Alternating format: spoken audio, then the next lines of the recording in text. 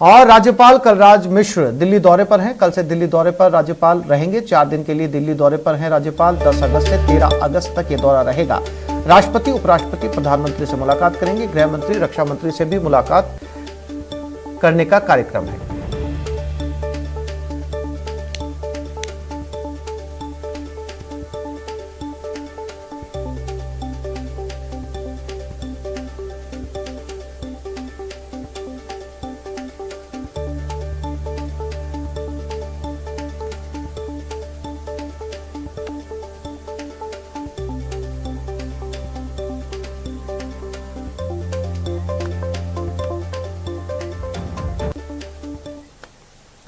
अगस्त क्रांति दिवस पर पीसीसी में सम्मान समारोह और विचार गोष्ठी का आयोजन हुआ, जिसमें पीसीसी चीफ गोविंद सिंह डोटासरा समेत कई दिग्गज कांग्रेसी नेता शामिल हुए। इस दौरान कांग्रेस ने केंद्र सरकार पर जमकर वार किया और कहा कि केंद्र में बैठे लोग संविधान की धज्जियां उड़ाने का काम कर रहे हैं।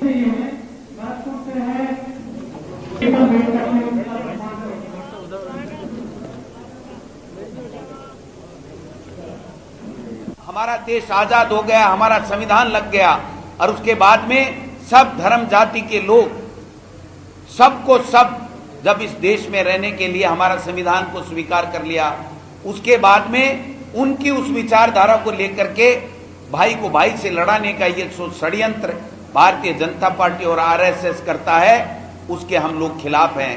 हमको समझना पड़ेगा। वाकई बहुत गंभीर बात है। वर्तमान में जो राजनीतिक व्यवस्था हमारे देश की चल रही है, उस राजनीतिक व्यवस्था का आजादी की लड़ाई से कोई लेना देना नहीं। उन्होंने आजादी की लड़ाई, उस विचारधारा के लोगों ने आजादी की लड़ाई का कहकर नहीं पढ़ा। एक भी उस विचारधारा का नेता आजादी की लड़ाई में शामिल नहीं हुआ। जो लोग आजादी की लड़ाई के वक्त उनके जो क्रियाकलाप थे वो भी किसी से नहीं छिपे हुए। आजादी के आंदोलन की जब बात हो तब पंडित नेहरू, सरदार पटेल का नाम लेकर बड़ी बड़ी बातें की जा सकती है, लेकिन जो लोग आजादी के आंदोलन में कभी शामिल नहीं हुए, जिनकी पीढ़ियां कभी शामिल नहीं हुई, वो आजादी के आंदोलन बोले तो उनको शोभा नहीं देता। ये उनका हक है कि वो आजादी के आंदोलन पर बोले, लेकिन सच बोले। आपका सम्मान माननीय अध्यक्ष करेंगे।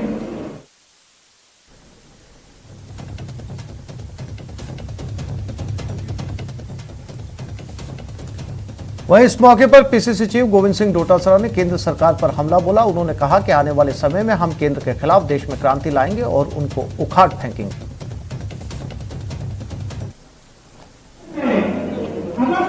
लेकिन आज दुर्भाग्य से ऐसी ताकतें केंद्र में सत्ता में हो गई जो न संविधान को मानती हैं, देश की आजादी में कांग्रेस के योगदान को नकारती हैं। जिस आरएसएस का और भारतीय जनता पार्टी का देश की आजादी में नगण्य योगदान था, वो लोग आज अपने आप को राष्ट्रभक्त और राष्ट्रवादी कह करके देश के लोगों को धर्म के आधार पर लड़ाने की साजिश करके उस संविधान के टुकड़े टुकड़े करने में लगे हुए हैं, संविधान का अपमान करने में लगे हुए हैं।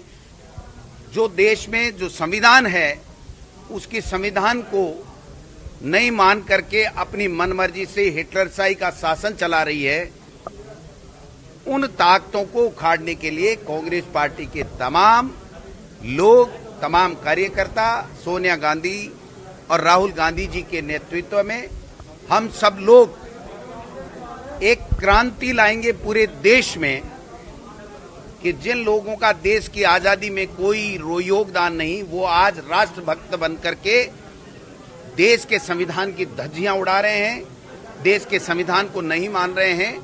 उन लोगों के खिलाफ हम लोग आंदोलन करेंगे, क्रांति लाएंगे और सत्ता से, केंद्र से दूर भगाएंगे। के सामने आना अलग बात है। कोई भी प्रदेश, कोई भी देश ऐसा कभी नहीं रहा जब अपराध घटित नहीं हुए, लेकिन सरकार जो होती है वो अपराध घटित होने के तुरंत बाद में उसके ऊपर एक्शन और उसको सजा के अंजाम तक पहुंचाना। राजस्थान में बहुत ही शानदार तरीके से लॉ एंड ऑर्डर चल रहा है। कहीं भी घटना घटती है उसके तुरंत बाद में एक्शन होता है, उसको सजा के बिंदु तक पहुंचाने का काम कांग्रेस की राजस्थान में सरकार कर रही है। इनके पास कोई मुद्दे नहीं है। जो हमारी सरकार कोरोना में बहुत शानदार मैनेजमेंट हुआ, हमारे यहाँ अच्छी अच्छी योजनाएं जो प्रदेश के लोगों को जो फायदा देने वाली हैं वो लाए गए, उनके बारे में बोलने के लिए उनके पास भी एक शब्द नहीं है। कांग्रेस की 2.5 साल से जो सरकार जो वादे 64% पूरा जनता से जो वादे किए थे वो पूरा कर चुकी है। ऐसे में उनके पास कोई नहीं है। कपोल कल्पित आरोप, मिथ्या आरोप वो लोग बाग लगा रहे हैं। और सीधा चलते हैं, सुनते हैं प्रधानमंत्री नरेंद्र मोदी को किसान सम्मान निधि की 9वीं किस्त जारी की जा रही है। छोटे किसानों तक पहुंचे हैं। यही नहीं, कोरोना काल में ही 2 करोड़ से ज्यादा किसान क्रेडिट कार्ड जारी किए गए, जिनमें से अधिकतर छोटे किसान हैं। इनके माध्यम से किसानों ने हजारों करोड़ रुपए का ऋण भी लिया है। कल्पना कीजिए, अगर ये मदद छोटे किसानों को ना मिलती तो 100 वर्ष की इस सबसे बड़ी आपदा में उनकी क्या स्थिति होती। उन्हें छोटी छोटी जरूरतों के लिए कहां कहां नहीं भटकना पड़ता। भाइयों और बहनों, आज जो कृषि इंफ्रास्ट्रक्चर बन रहा है, जो कनेक्टिविटी का इंफ्रास्ट्रक्चर बन रहा है, या फिर जो बड़े बड़े फूड पार्क लग रहे हैं, इनका बहुत बड़ा लाभ छोटे किसानों को ही हो रहा है। आज देश में विशेष किसान रेल चल रही है। इन ट्रेनों से हजारों किसानों ने अपना उत्पाद कम कीमत में, ट्रांसपोर्ट का खर्चा बहुत कम, देश की बड़ी बड़ी मंडियों तक पहुंचाकर अधिक कीमत से माल बेचा है। इसी प्रकार जो विशेष इंफ्रास्ट्रक्चर फंड है, इसके तहत भी छोटे किसानों के लिए आधुनिक भंडारण की सुविधाएं तैयार हो रही है। बीते साल में 6,500 से अधिक प्रोजेक्ट स्वीकृत हो चुके हैं। ये प्रोजेक्ट जिनको मिले हैं, उनमें किसान भी हैं, किसानों की सोसाइटी और किसान उत्पादक संघ भी है, सेल्फ हेल्प ग्रुप भी है और स्टार्टअप्स भी हैं। हाल में एक और बड़ा फैसला लेते हुए सरकार ने तय किया है कि जो राज्यों में हमारी सरकारी मंडियां हैं, उनको भी इस फंड से मदद मिल सके। इस फंड का उपयोग करके हमारी सरकारी मंडियां बेहतर होगी, ज्यादा मजबूत होगी, आधुनिक होगी। भाइयों और बहनों, इंफ्रास्ट्रक्चर फंड हो या फिर 10,000 किसान उत्पादक संघों का निर्माण, कोशिश यही है कि छोटे किसानों की ताकत को बढ़ाया जाए, छोटे किसानों की बाजार तक पहुंच भी अधिक हो और बाजार में मोल भाव करने की उनकी क्षमता भी वृद्धि हो। जब एफपीओस के माध्यम से सहकारी तंत्र से सैकड़ों छोटे किसान एकजुट होंगे तो उनकी ताकत सैकड़ों गुना बढ़ जाएगी।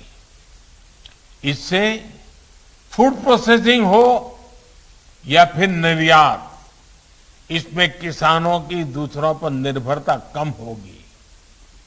वो स्वयं भी सीधे विदेशी बाजार में अपना उत्पाद बेचने के लिए स्वतंत्र होंगे।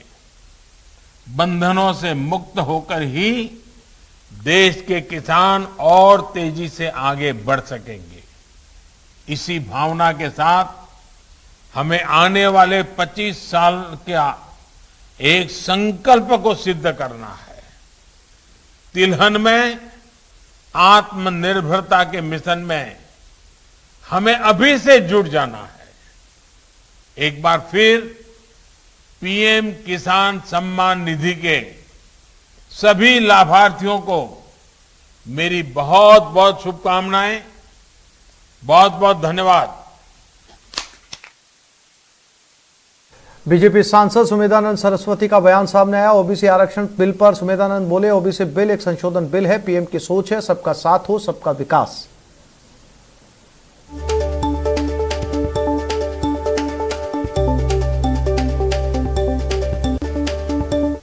पिछले दिनों कुछ घटनाक्रम ऐसे हुए जिसमें सुप्रीम कोर्ट ने एक डिसीजन दिया मराठा आरक्षण बिल को लेकर के कि राज्यों को किसी प्रकार का कोई किसी जाति को सूची में शामिल करने का अधिकार नहीं है।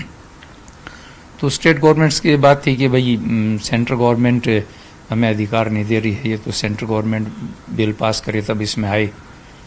तो माननीय नरेंद्र मोदी जी का हमेशा एक रहता है कि भाई हम सबको साथ लेकर के चलें, सबका साथ सबका विकास जो उनका नारा है। उसी दृष्टिकोण से केंद्रीय मंत्रिमंडल में विषय आया, केंद्रीय मंत्रिमंडल ने इसको पास किया। आज वो विधेयक आ रहा है। मैं समझता हूं कि विपक्ष को एकजुट होकर के, एक मन होकर के इस विधेयक को पारित करवाना चाहिए।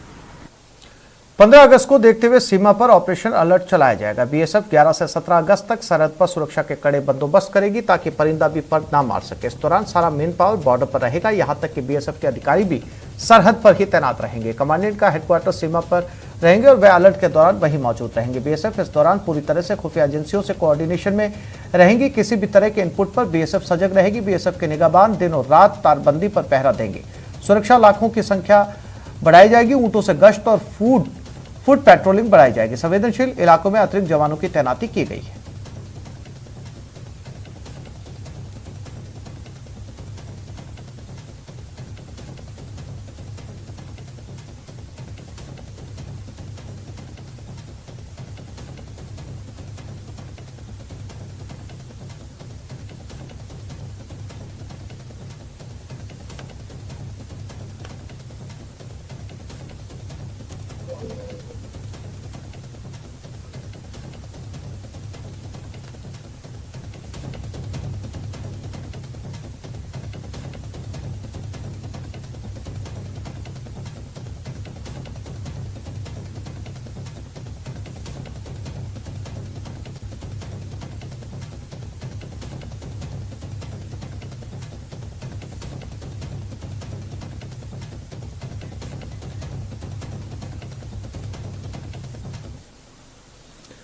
अब बात सावन के तीसरे सोमवार की करते हैं, जहां सुबह से मंदिरों में शिव भक्तों की भारी भीड़ लगी। श्रद्धालुओं ने आज बाबा भोलेनाथ की पूजा अर्चना की। वहीं आज कई शिवालयों में नीलकंठ भगवान का रुद्राभिषेक भी किया गया।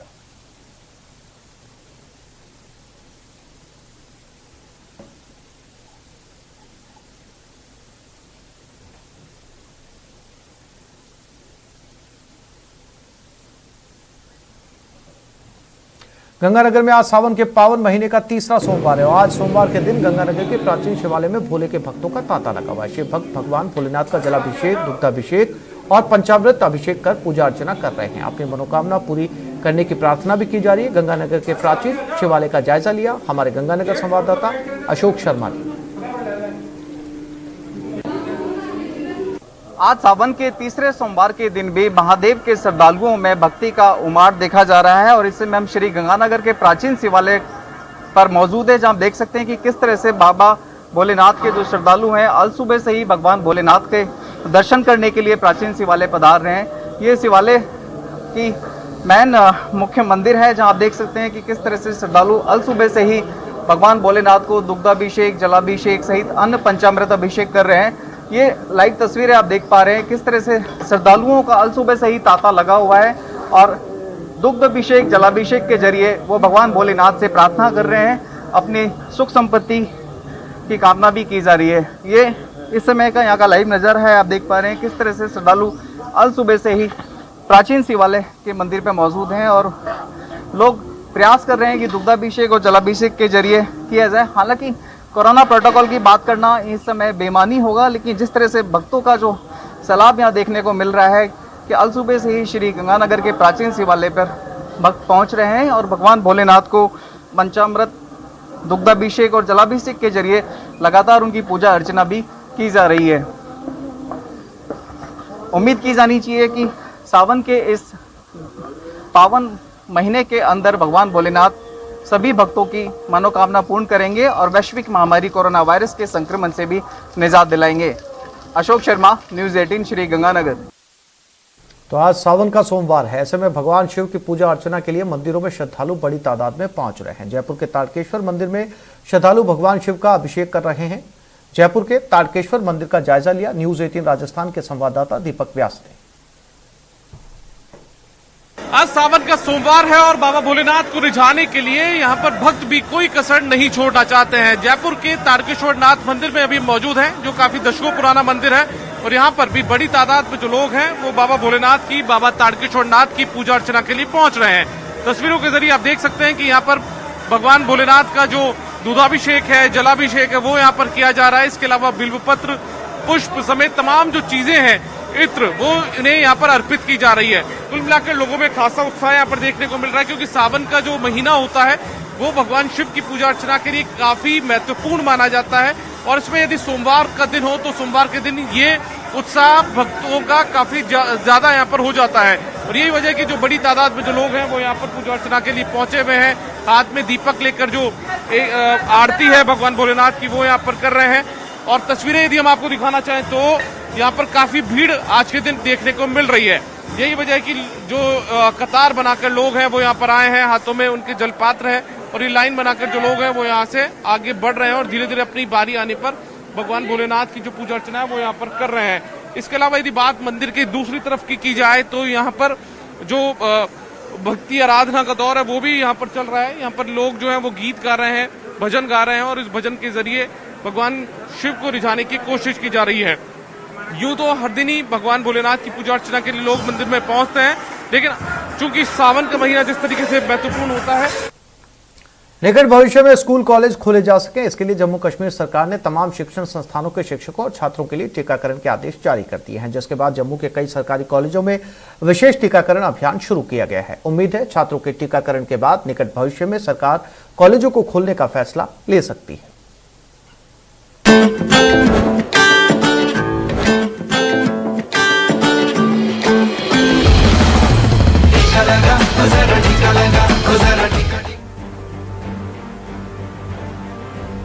कोरोना की चपेट में आकर लाखों लोगों ने अपनों को खोया, देश दुनिया की अर्थव्यवस्था डूबी तो स्कूल कॉलेजों में पढ़ने वाले छात्रों की पढ़ाई भी चौपट हो गई। लेकिन वैक्सीन आने के बाद डूबती उम्मीदें एक बार फिर परवान चढ़ रही हैं। एक बार फिर जिंदगी के पटरी पर वापस आ जाने का भरोसा जगने लगा है। जम्मू कश्मीर में वैक्सीन की खुराक पाने वाले इन नौजवान छात्रों को ही लीजिए, इन्हें भी अब यकीन होने लगा है कि सरकार के निर्देश पर किए जा रहे इस विशेष टीकाकरण अभियान के बाद जल्द ही स्कूल कॉलेज खोले जा सकते हैं। हम स्टूडेंट्स जो हैं वो वैक्सीनेट हो जाएं before reopening of the colleges. जब भी वो 1-2 महीने के बाद जैसे ही ओपन होते हैं तो मैक्सिमम बच्चे जो है मैक्सिमम वो ओपन हो जाए, ये हो जाए, वैक्सीनेशन हो जाए। दरअसल जम्मू कश्मीर में सरकार के निर्देश मिलने के बाद जम्मू के कुछ प्रमुख सरकारी कॉलेजों के छात्रों और कर्मचारियों के लिए एक विशेष टीकाकरण अभियान शुरू किया गया। इसके तहत शहर के कई कॉलेजों के तकरीबन 500 छात्रों को बीते शुक्रवार वैक्सीन की पहली डोज दी गई। आयोजकों के मुताबिक जम्मू कश्मीर गवर्नर के निर्देश पर किए जा रहे इस विशेष टीकाकरण अभियान के तहत कॉलेज के सभी छात्रों को जल्द से जल्द वैक्सीनेट करने का निर्देश जारी किया गया है। हमारा टारगेट है कि हर एक व्यक्ति तक, हर एक यूथ तक हम जाए। अभी आज हमारे पास फर्स्ट डोज भी है, सेकंड डोज भी है। छात्र भी इस स्पेशल वैक्सीनेशन ड्राइव से काफी उत्साहित दिखे। छात्रों का कहना है कि वो ऑनलाइन क्लासेस से ऊब चुके हैं। उन्हें उम्मीद है कि वैक्सीनेशन के बाद जल्द ही सरकार स्कूल कॉलेजों को खोलने का फैसला लेगी। आज वैक्सीन लगा ली है, मेरी फर्स्ट डोज है, क्योंकि मैक्सिमम स्टेट्स में 50% स्कूल्स ओपन हो चुके हैं, तो हमारी स्टेट में नहीं हुए हैं। तो मैं सबसे यही कहूँगी आप वैक्सीनेशन लगाएं और स्कूल कॉलेज कंटिन्यू करें। हम सबको लगवानी चाहिए वैक्सीन। अगर ये हमारे लिए स्टडीज़ के लिए ज़्यादा इम्पोर्टेंट हो गई है, क्योंकि 2 साल से हमारे कॉलेजेस तो ऑफ हैं। कई राज्यों ने वैक्सीनेशन के बाद 50% क्षमता के साथ कॉलेजों को खोलने का फैसला लिया है। ऐसे में जम्मू कश्मीर के छात्रों को भी यकीन हो चला है कि छात्रों के लिए चलाए जा रहे इस विशेष टीकाकरण अभियान के पूरा होने के बाद जल्द ही उनके दोबारा कॉलेज जाने का सपना पूरा हो सकता है। Bureau report, news 18 network.